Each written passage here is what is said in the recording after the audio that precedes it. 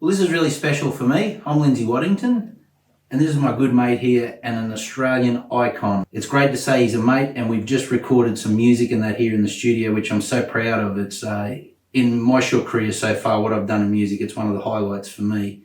And it really means a lot to have you here, Chad, and also call you a mate. It means a lot. Thanks, Waddo. Same here. I've known you for yonks.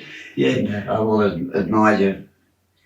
Even when I think the first time I met you was on the road with Brian Young years and years ago. Absolutely. Out in the Northern Territory. It was. We've just done a track here in the studio, mate, and it's a real special track, isn't it? Well, it is. It's to me it is, because I've never done anything like this. It's three of us, all old timers, on the same track. All singing together. I've only ever done about 5 duets in 71 years of recording. So yeah, and that was something I was going to get to. This track here sees you now 71 years recording original music. That is incredible, mate.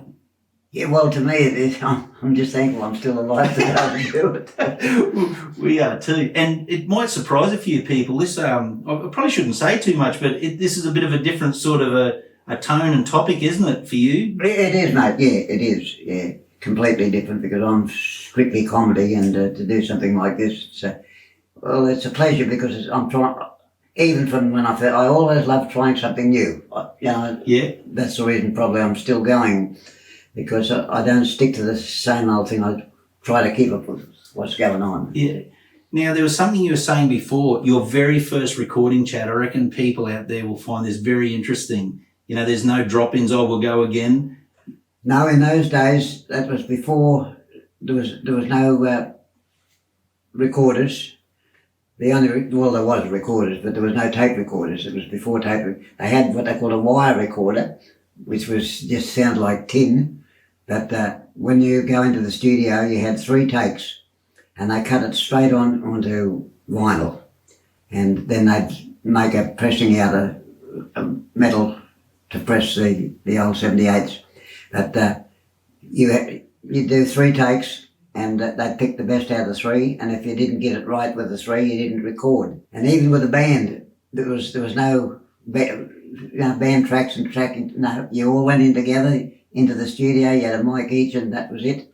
And a lot of the time we had 1 mic, and my fiddle player would step up, step back, and the lead guitarist would step up. That's the way we did it. Like, seeing you here in the cowboy hat, you look pretty bloody hot, I tell you. All the women will be going mad out there. Yes, I do. I'm sweating. But, as a young kid when I was growing up, when you used to come through Proserpine and that, and my old man used to manage Toyota up there, and you were like a special act for so many years, coming through doing all the big harvest fairs and all that. But this hat here, that hat is the one I grew up seeing you with. I've had it a long time, as you can see. Is that the one of, or is that? No, that's the second one. The first one was I showed at a little town in Victoria. I won't mention the town. And after I'd finished, people wanted photos, so I handed my guitar and the hat across to the barman and asked him to put it behind the bar and look after it for me until I finished getting the photos taken. And I come back and I said, I'll grab my guitar now. And he said to me, he said, your mate's already got it for you. Oh, no. And he walked out, just said, Chad wants his guitar, bloke handed it to him, and never seen the guitar or the hat since. No. Yeah. And so I was lucky enough, there's what they call an army giggle hat. Yep. 1942, 43 vintage. And I was lucky enough in an army disposals shop in Sydney not long afterwards, and I found this fella, and I've had him ever since. But he's a little bit, I'll give you a look at how he looks. He's a bit the worse for wear, but I love it. Now that's ChadMorgan, I know. That's ChadMorgan. Yeah. But once I put that hat on, when I get on stage, I'm a different person. The minute I put that hat on, I become a different person completely. And I can say or do what I want, and I'm the boss. I think that's called a mental disorder. I wouldn't doubt it. Look, mate, I have to say congratulations on a very celebrated career. You are one of the people who have made an industry for people like me to come through and play in. And for whether people think the industry's got better or worse, there is an industry there because of people like yourself, mate, and I appreciate it, and I thank you for it. No, thanks, mate. There always will be an industry, and anybody who doesn't sort of try and help it and push it along is mad, because they're also helping themselves at the same time. And all my life since I've started, I was lucky I got some good breaks when I first started. The people in radio helped me a hell of a lot, otherwise I wouldn't be here. And so I always try and help the young ones coming up, because they've learnt it from the grassroots up. And so wherever I can, I always help young people. And you have, Chad, and I'm one of those lucky people, mate. You've always been very kind and very generous with your time, and I appreciate it, mate. Thank you. It's great. I'd also like to say that that guitar has been played today for the first time in a studio. You played it on my 71st year song. Oh, mate, that means a lot. That's so good. Okay, Chad. Now, the hat is iconic. ChadMorgan is iconic. Your music is iconic. Yeah. But the question that is always debated around all genres, not just country music, you're known so well across just music. I've got to ask you one question, mate, and can you tell the people out there, are those teeth real? Well, Hang on, Chad. Your phone's sorry, ringing. again, I have to take this call, mate. Sorry. Hello? Yes, the devil speaking. Who? Lindsay Waddington? Certainly, send him down immediately. Well, there you go. We tried to get the answer out of him, but thanks, Chad. Thanks for coming along, mate, recording, and thanks for being my mate and everything you've done in music. Thank you, Colin. Thank you.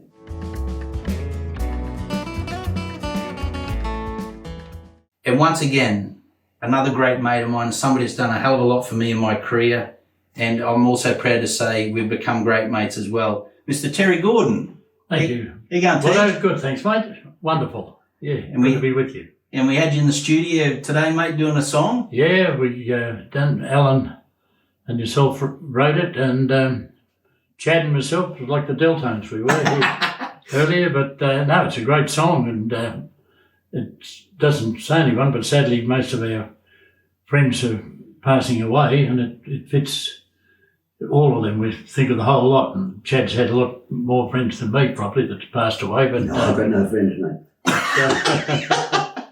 But yeah, it's a great song and fits it all. Yeah. I think one of the greatest things, like, it's really special when you get a great song, great musicians, but then you get the right artists to carry the story. And you can tell there's a lot of road miles with you fellas, because you blokes just really sold the song. It's just fantastic. You know, like, once again, like I said about when I was talking to Chad, myself and a lot of people like me, we're beneficiaries of a great industry and a great music family, because people like yourself have done so much in making something there for us to be in. Like, there's other great genres of music in Australia, but there's not an industry there. Like, it's a lovely family to be in. Oh, it is, and they're everywhere, all over Australia. You know, people come up and say, "I remember you here doing this," and remember you back here in '67 when I was touring with old Athol McCoy and all those. Still run into people, and then I toured with Chad, and I said, "Remember you and Chad here 40 years ago?" And yeah, they're still around. Sadly, a lot of them are going, but a lot of the young ones coming up, and they say, "I remember Mum and Dad used to play that." They're not going to admit it, but they do like it. Like, I was talking to Caswell, like, he's only in his 70s, and I said, "How good's your memory?" And he said, "Oh, mate, I can remember what my mum made me when I used to go to primary school for lunch. And your memory's pretty good." I said, "What about you, Tej?" And you said, "Well, I'm 80, and I can remember where we got at Worms when we used to fishing with my dad and that. But what about Chad?" He said, "I'm 90. He said, "My memory's that good. I can remember going to the drive-in with Dad and coming home with Mum." Yeah, yes, but the music has changed, and you know, a lot of the older stuff is still so good. Now, I shouldn't say this, but there's probably some people out there, Terry, that might not know what you've done, but mate, you've done everything. You've compared Hodag with the biggest names in country music and music in America. You've run It's Country Tonight, wasn't it? You were the host for that on TV. Must be country. Must be country. Tell the people some of the things you did and some exciting times. I started off at 2WL Wollongong when television first started with a thing called Dance Date, and I was the co-compere there of that. And then later on moved to Tamworth, and I did Must Be Country television show, and then we were at Tamworth and the American people came out for a trip to Tamworth one year. And yeah, it's a funny thing, they were upstairs. I used to run a thing called The Loft, and they were upstairs and we just finished the show, and they'd been to the show and they'd come out and they wanted a drink. And the bloke said, "No, you can't get a drink up here, it's closed, go downstairs." And the boss bloke there was a fellow by the name of Don Pullman. I said, "Don, these people are from America, can't they get a drink up here? It's packed down there."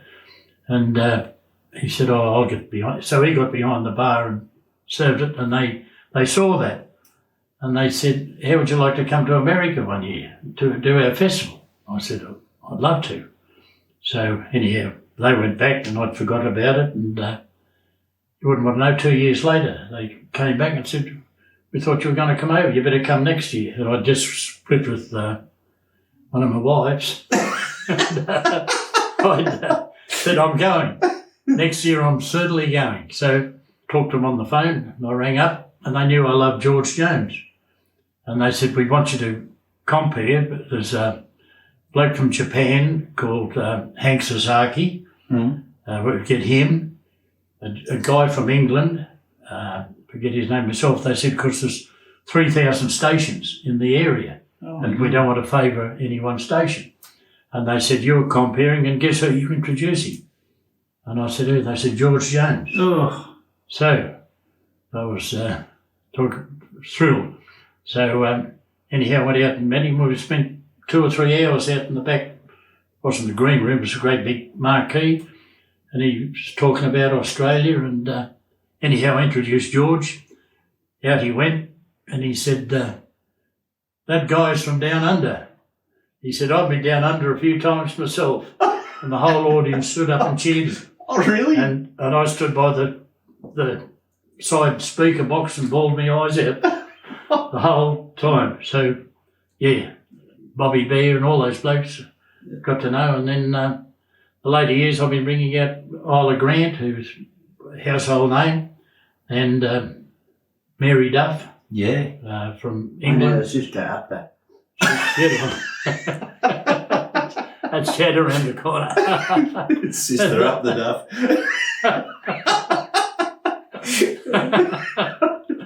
And Charlie Lansbury and It's like the Muppets here, isn't it? The heckler's up in the back. and a few like that. But yeah, it's been a great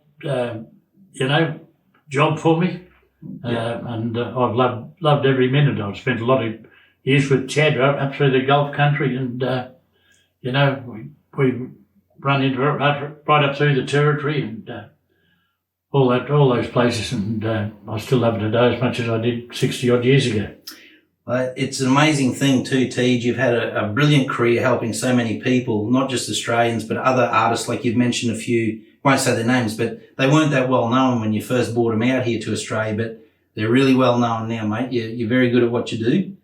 Yeah, well, we enjoyed Isla Grant. I still love her singing, and I saw her with Foster and Allen. She came out here to sing 3 songs, and I thought she'd be wonderful out here. Anyhow, there was a chap with the record company, Ken Harding, and I said to Ken, "She'd be wonderful." And he said, "You should bring her out." And I said, "Yeah," and that was it.